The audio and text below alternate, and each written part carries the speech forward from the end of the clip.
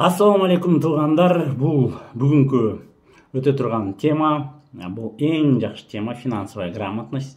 Ар бир адамда эгер ушул системаны билген болсо, анда сөзсүз түрдө келечеги алдына койгон, келечеги жана алдына койгон иштери сөзсүз түрдө ишке ашат деп толук ишенем. Ишке ашмак тургай 2 эсе болуп ашат деп толук ишенем да.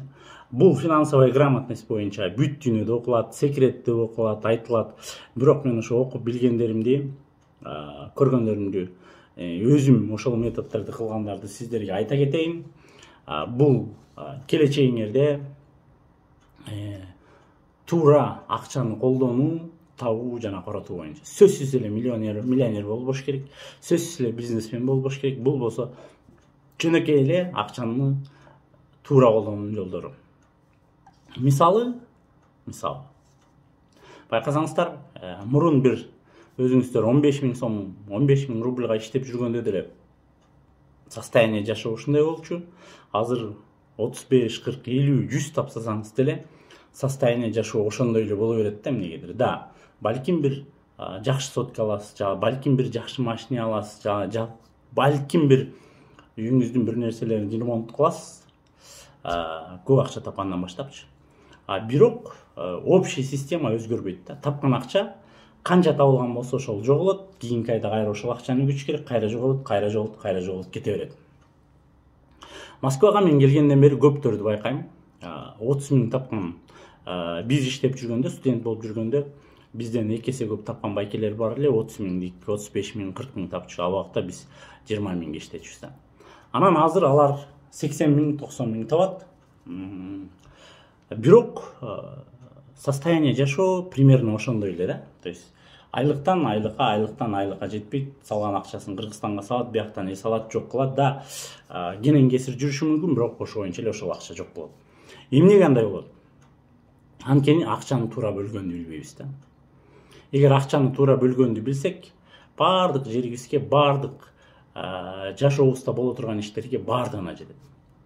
Мисалы, бир жылда 2 жолу дүйнө кыдыра виз алып келгенге жетет. Ошол эле 35 000 тапсаңыз деле садака бергенге жетет. 3 жылдан кийин бир 5 жылдан кийин бир бизнес баштаганга жетет. Аны кантиш керек? Аны мен сиздерге оңой эле жол менен көрсөтөйүн. Кыска эле, айландырбай эле. Ар дайым канча акча тапсаңыз дагы, канча 10 000 табасызбы, 100 000 табасызбы, айырмасы жок. Сөзсүз түрдө ошону бөлүш керек. Ушул жерден жазып алсаңыздар болот. Кантип бөлөсүздөр? Же Сбербанк онлайндан цель деп туруп, целдерге жазасыздар, же болбосо конверт аласызбы, банка аласызбы, бир кутуча аласызбы, ошондойдон 5ти алыш керек дагы. 5ти алыш керек да. Тапкан акчадан 100 000 тапсаңыз дагы, 5 000 тапсаңыз да, 1000 тапсаңыз дагы ошол жолду үйрөнүңүз. Тапкан акчадан 10%, сөзсүз 10% келечекке деп өзүнчө кутучага салабыз.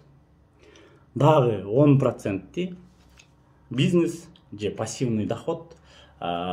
Сизге келечекте бизнес курам десеңиз, же бир нерсе кылам десеңиз, жарай турган акча дагы бир 10% ошо кутучага саласыз. Анан 2,5% от чистого дохода садака деп бөлөсүз. Ал өйдө жака бере турган карыз, бирок ал 2,5% берсеңиз 200% болуп кайтып калышы мүмкүн. Кандайдыр бир жолдор менен. Ар кандай. Анан 5%-ти эс алууга бөлөсүз. Ал эс алуу клубка эмес, калянчек эмес, же бөлөк эмес. Ал эс алуу сөзсүз түрдө зару бешке барып келе турган эс алуу 5% болот. Андан тышкары дагы 5%-тен 10%ке чейин Кыргызстанга бир туугандарга бере турган акча. То есть ошондон ашырбайбыз да. Эгер анан калган примерно ар жакта 60% алат. Ошол 60%-ин каалашыңча өзүңүздөр азыркы жашоодо кандайга колдонуп атсаңар, ошондой колдоно бересиз. Бирок бияктагы бөлүнгөн акчаларга эч качан өзүнүн максатына жетмейинче эч качан бөлбөйбүз. Мисалы, мен бир жылда бир жолу бир мамлекетке барып эс алып келем. же 1 жылда кээде 2 жыл болуп калат, кээде болбой калышы мүмкүн.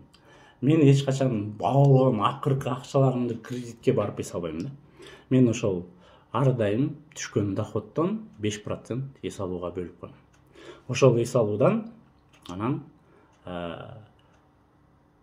кайсы мамлекетке ошол 5% жете турган болсо, ошол мамлекетке барып эс алып келебиз.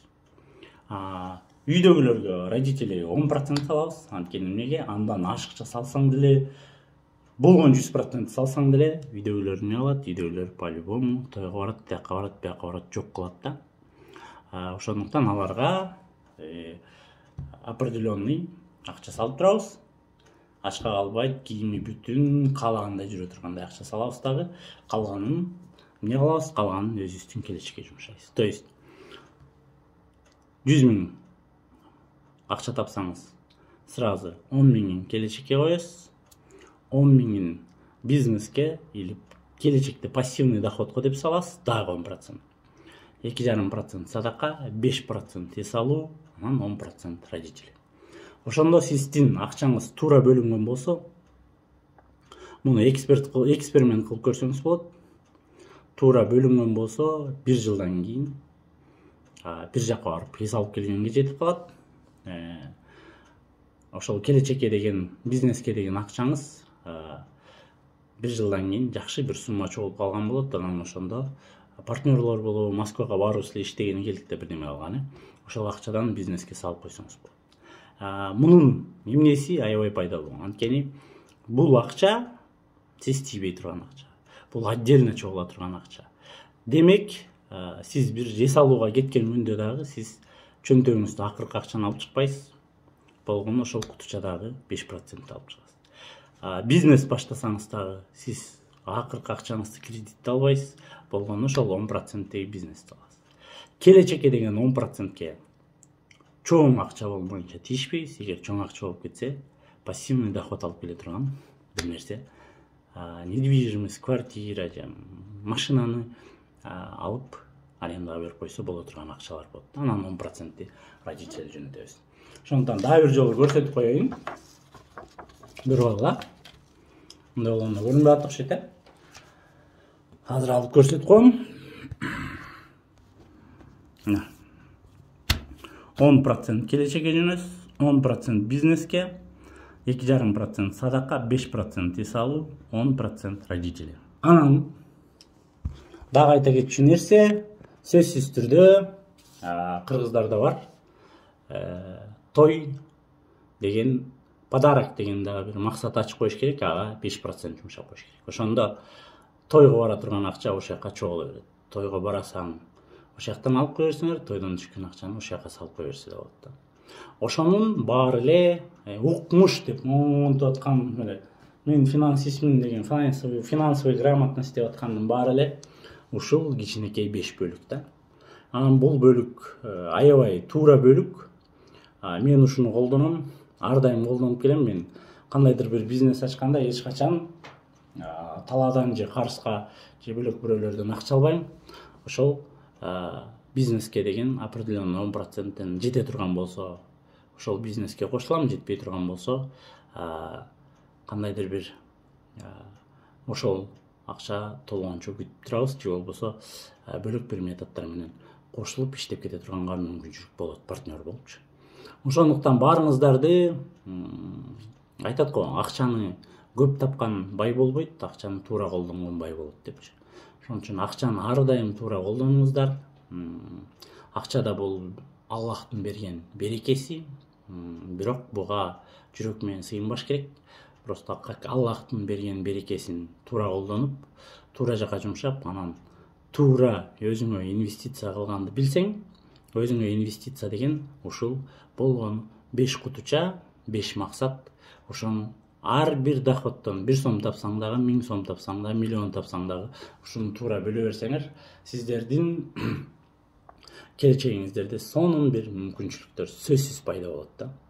Анан кыздар дагы, балдар дагы ушул методду колдонуп жүргөн болсоңор, бир 3 жылда, 5 жылда бул азыр бөлүнүп койгон, процентовка бөлүнүп койгон, кат койгон же банкка салып койгон акчаңар сиздерге чоң мүмкүнчүлүктөрдү ачып жана чоң ситуациялардан кандайдыр бир кырдаалдардан жакшы оңой жеңил чыгарганга мүмкүнчүлүк берет.